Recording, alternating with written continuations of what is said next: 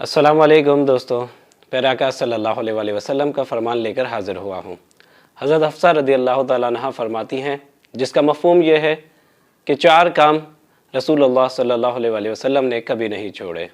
عاشوراء کا روزہ یعنی 10 محرم الحرام کا روزہ، ذی الحج کے پہلے عشرے کے روزے یعنی 9 دن کے روزے، ہر مہینے سے 3 دن کے روزے اور نماز فجر سے پہلے کی 2 رکعتیں۔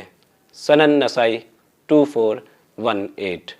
السلام علیکم ورحمۃ اللہ وبرکاتہ۔